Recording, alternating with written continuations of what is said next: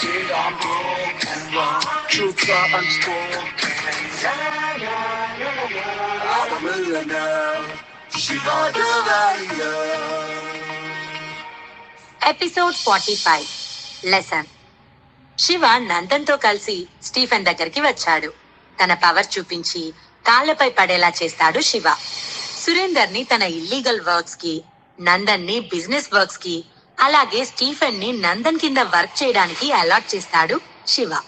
ఇక స్టీఫెన్ తో రాహుల్ ని పిలిపించి రాహుల్ సంగతి చూడమని తన అసిస్టెంట్స్ కి చెప్పి అక్కడి నుంచి వెళ్ళాలి అనుకుంటాడు శివ.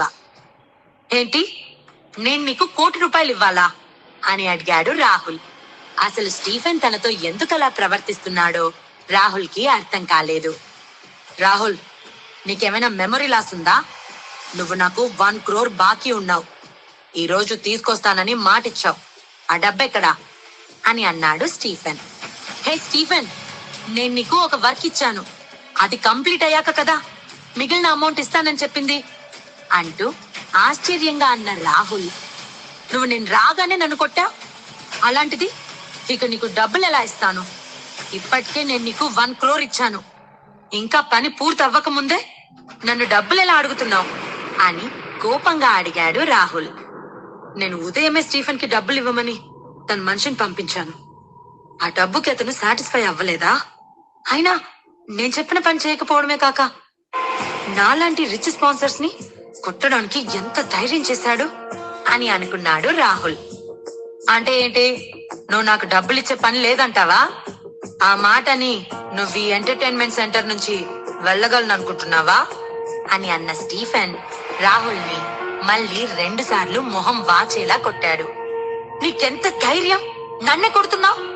నీకిక మేధా ఫ్యామిలీ సపోర్ట్ అవసరం లేదా అని అకస్మాత్తుగా లేచి కోపంగా అన్నాడు రాహుల్.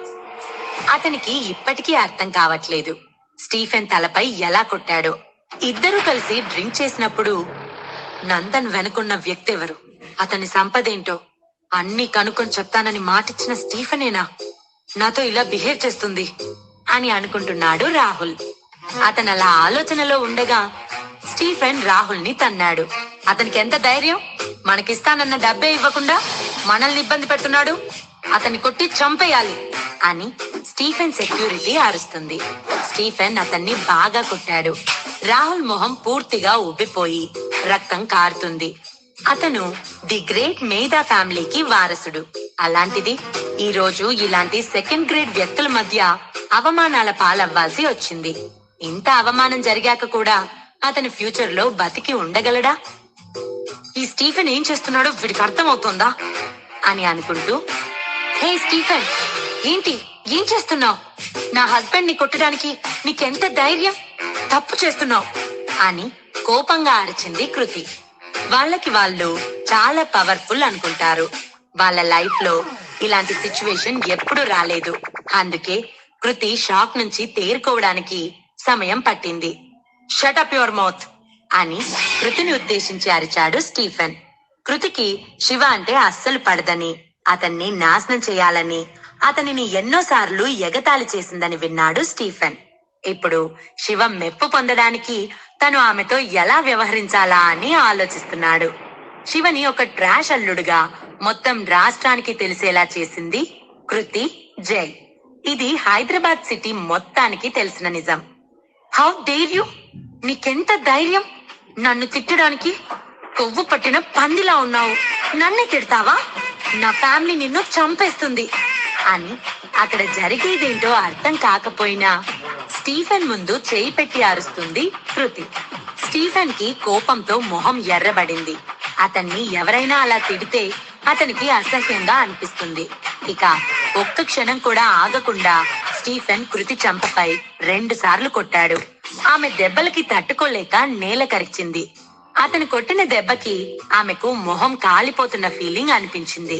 వెంటనే ఆమె చేయి తన చెంపపై చేరింది. తెల్లగా ఉండే కృతి చెంప మీద అతని చేతి ముద్రలు ఎర్రగా మిగిలిపోయాయి. ఓ అనామకుడు తన చెంపపై కొట్టే సాహసం చేశాడా అని ఆమె షాక్ తో అలానే స్టీఫెన్ ని చూస్తూ ఉంది. నువ్వు వాడదానివి కాబట్టి నిన్ను కొట్టననుకున్నావా అని నవ్వుతూ అన్నాడు స్టీఫెన్. యు ఇడియట్, నన్ను కొట్టడానికి నీకెంత ధైర్యం అని కోపంతో ఎర్రబడిన కళ్ళను ఇంకా పెద్దవి చేసి కింద నుంచి లేస్తూ అతనితో పోరాడాలనుకుంది కృతి. కానీ స్టీఫెన్ పక్కనున్న సెక్యూరిటీ ఆమెని వెనక్కి నెట్టేశారు.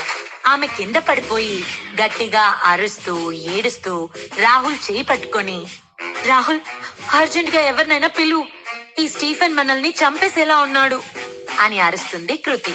రాహుల్ వెంటనే తన మొబైల్ తీసి తన సెక్యూరిటీకి కాల్ చేయాలనుకున్నాడు. కానీ స్టీఫెన్ ఆ అవకాశం ఇవ్వలేదు. వెంటనే వచ్చి రాహుల్ చేతిలోని ఫోన్ తీసి నేలకేసి కొట్టి కాలితో ఆ ఫోన్ ని నలిపేశాడు. నా ప్లేస్ లో నా ముందుండి నా మీదకి మనుషుల్ని పంపించడానికి కాల్ చేస్తున్నావా? నీకింకా అర్థం కావట్లేదా? నేను నిన్ను చంపేస్తాను అని స్టీఫెన్ కూల్ గా అంటూ అతన్ని మళ్ళీ మళ్ళీ కొట్టాడు. రాహుల్ భయం నిండిన కళ్ళతో తన చేతుల్ని స్టీఫెన్ కొట్టే దెబ్బలు తగలకుండా అడ్డు పెట్టుకున్నాడు. అతనికి స్టీఫెన్ కన్నా స్టీఫెన్ పక్కనున్న బాడీ గార్డ్స్ ని చూస్తుంటే ఇంకా భయంగా ఉంది. ఇది అతని ప్లేస్. తన ప్లేస్ లో ఇలాంటి ఇష్యూస్ చేయడం స్టీఫెన్ కి నార్మల్ ఇష్యూ. భయపడుతున్న రాహుల్ ని చూసి, వాడొక బలిసిన పంది, వాడిని చూసి ఎందుకు భయపడుతున్నావు?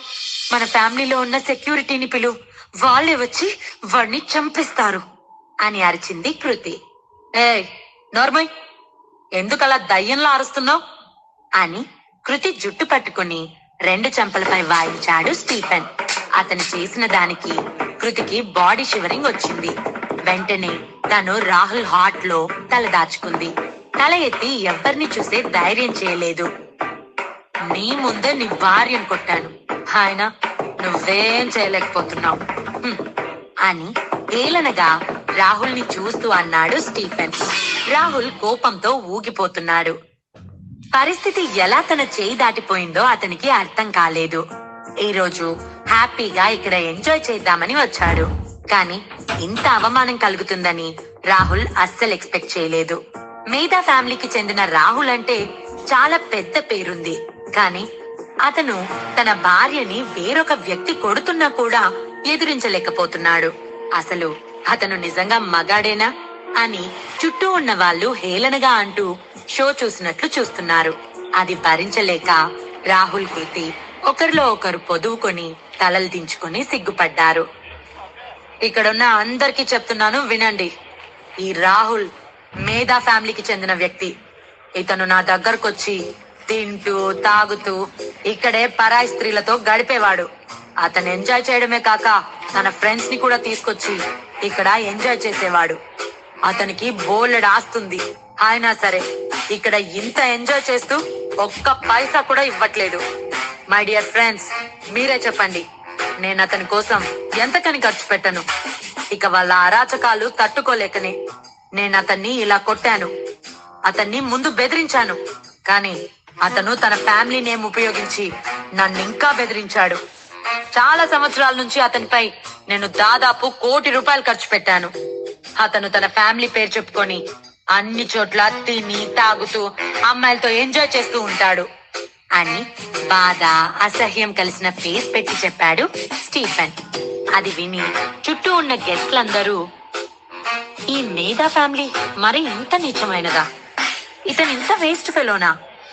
ఇలాంటి వ్యక్తిని స్టీఫెన్ కొట్టాలనుకోవడంలో తప్పులేదు. అదే నేనైతేనా ఈ పాటికి ఖచ్చితంగా చంపేసేవాణ్ణి అని ఒక వ్యక్తి అంటే, నువ్వు చెప్పింది నిజమే స్టీఫెన్. నేనిప్పుడు మీరు రాహుల్ ని కొట్టిందంతా కూడా వీడియో తీశాను. ఇదంతా రేపు న్యూస్ పేపర్ లో హెడ్లైన్స్ లో వస్తుంది. అండ్ అది ఖచ్చితంగా ఫేమస్ న్యూస్ అవుతుంది.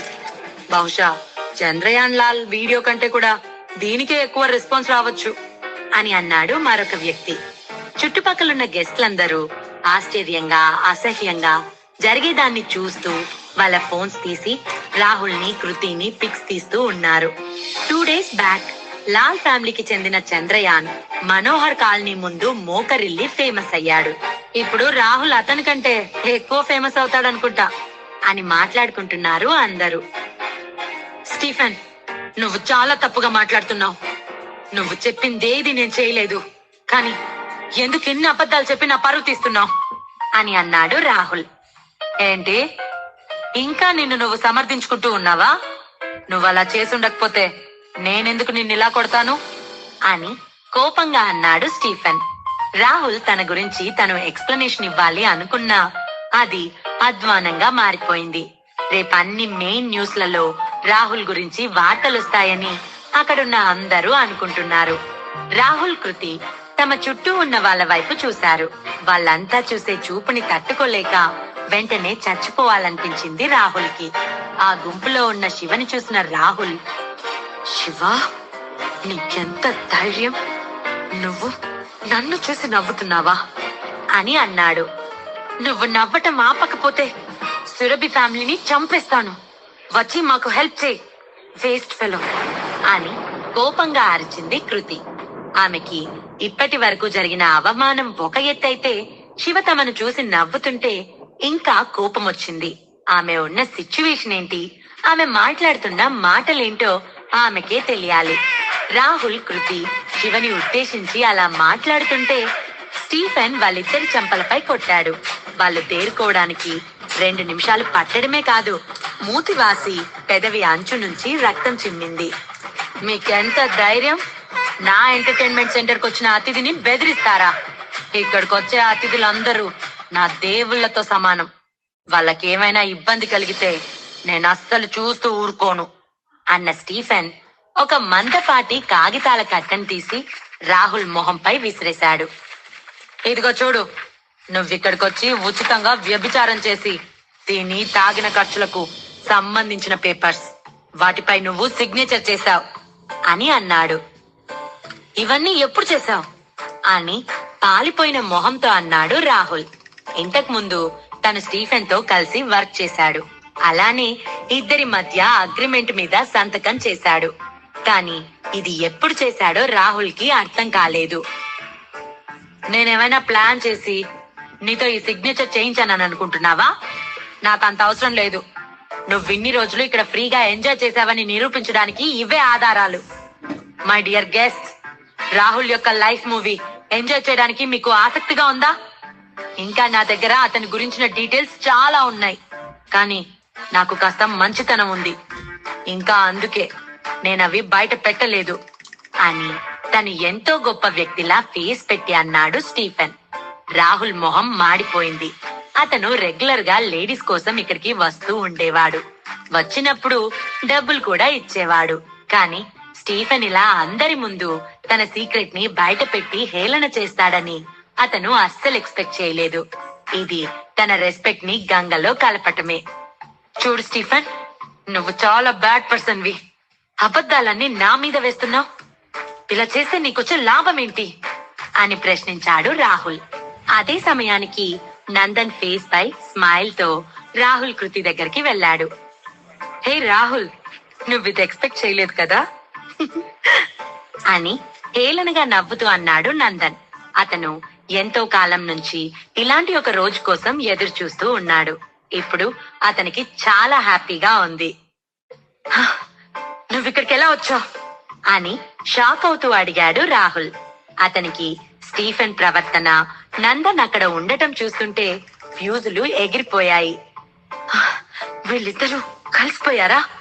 అసలేం జరుగుతుంది అని అనుకున్న రాహుల్, మీ ఇద్దరు కలిసి నన్ను ఫూల్ని చేస్తున్నారా అని గట్టిగా అరిచాడు. ఇన్ని సంవత్సరాలు తన డబ్బుని, పవర్ ని ఉపయోగించి నందన్ని ఆడుకున్నాడు. కానీ అతనిలా ఎదురు తిరుగుతాడని రాహుల్ అస్సలు ఎక్స్పెక్ట్ చేయలేదు. ఏంటి, నీ వెనక స్టీఫెన్ ఉన్నాడని నా ముందు నాటకాలు ఆడుతున్నావా? నేను నిన్ను చంపడం క్షణాల్లో పని. కాబట్టి నువ్వింతకు ముందు ఎలా ఉన్నావో అలానే ఉండు అని విసురుగా నందన్ తో అన్నాడు రాహుల్.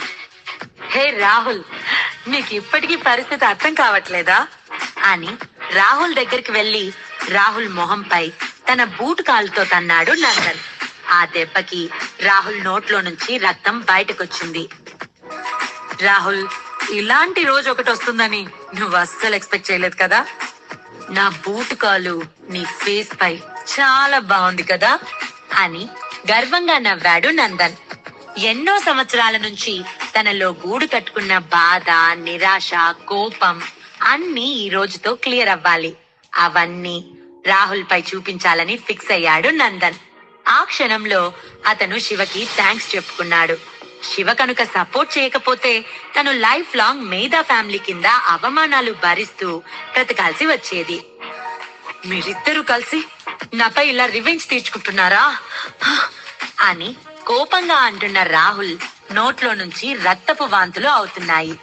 తన దగ్గర ₹1,00,00,000 స్టీఫెన్ తీసుకున్నాడు. అన్ని డబ్బులు విసిరేసినా కూడా తనకి ఈ రోజు ఇలాంటి పరిస్థితి వచ్చింది అని బాధగా అనిపించింది రాహుల్ కి. నందన్ రాహుల్ వైపు చూస్తూ, రాహుల్ సార్, మీరు చేసిన తప్పులన్నీ మర్చిపోయారా? నేనవన్నీ మీ దగ్గర నుంచే నేర్చుకున్నాను. అలానే వాటిని మీపై ఎలా ఉపయోగించాలో కూడా నేర్చుకున్నాను. నువ్వే దీనికి పునాది వేశావు. ముందు మా అమ్మని కిడ్నాప్ చేశావు. అలానే నాపైకి మనుషుల్ని పంపించావు. దాన్ని నేను తిప్పి కొట్టాను. నిజానికి నువ్వు వాడే మెథడ్స్ తో పోలిస్తే నేను చాలా బెటర్ అని మరొకసారి తన బూట్ కాల్తో రాహుల్ మొహంపై తన్నాడు. రాహుల్ అవమానాన్ని తట్టుకోలేకపోతున్నాడు. ఇన్ని రోజులు మేధా ఫ్యామిలీ కింద కుక్కలా పనిచేసిన నువ్వు ఈరోజు నాపై తిరగబడ్డావు. అసలైనా స్టీఫెన్ నందన్ కెందుకు హెల్ప్ చేస్తున్నాడు? ఈ నందన్ వెనుకున్న బిగ్ షాట్ ఎవరు? అతని వల్లే స్టీఫెన్ వాళ్ళకి మద్దతిస్తున్నాడా అని ఆలోచిస్తున్న రాహుల్, చాలా ఎక్కువగా మాట్లాడుతున్నావు అని లేని ధైర్యాన్ని కూడా తెచ్చుకొని అన్నాడు.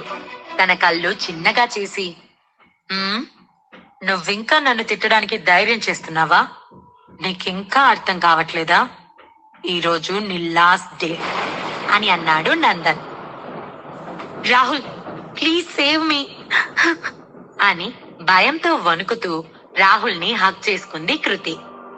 స్టీఫెన్, వాళ్ళిద్దరిని డైనింగ్ రూమ్ కి తీసుకొని రా. ఈ రోజు మనం ఎలా అయినా వాళ్ళ దగ్గర నుంచి ₹1,00,00,000 తీసుకోవాల్సిందే అని అన్నాడు నందన్.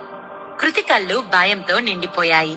ఇప్పటికే వాళ్ళని పిచ్చిగా కొట్టడం వలన వాళ్ళిద్దరి డ్రెస్సులు పూర్తిగా పాడైపోయాయి. జుట్టంతా చింపిరిగా అయింది. మొహంపై రక్తం కారుతుంది. వాళ్ళకి స్టీఫెన్, నందన్ దయ్యాల్లా కనిపిస్తున్నారు. మీకు కాస్త కూడా జాలనిపించటం లేదా? మరీ ఇంత అన్యాయంగా ఎలా బిహేవ్ చేస్తున్నారు అని అడిగాడు రాహుల్. శివ తన వైఫ్ సురభికి ఇబ్బంది కలిగించే వ్యక్తులను క్లియర్ చేశాడు. ఇప్పుడు శివ నెక్స్ట్ స్టెప్ ఏంటి? మెహ్రా ఫ్యామిలీతో అతను ఎలా డీల్ చేయబోతున్నాడు? ఇలాంటి ప్రశ్నలకి సమాధానం తెలియాలంటే నెక్స్ట్ ఎపిసోడ్ లో వినండి మన పాకెట్ FM లో.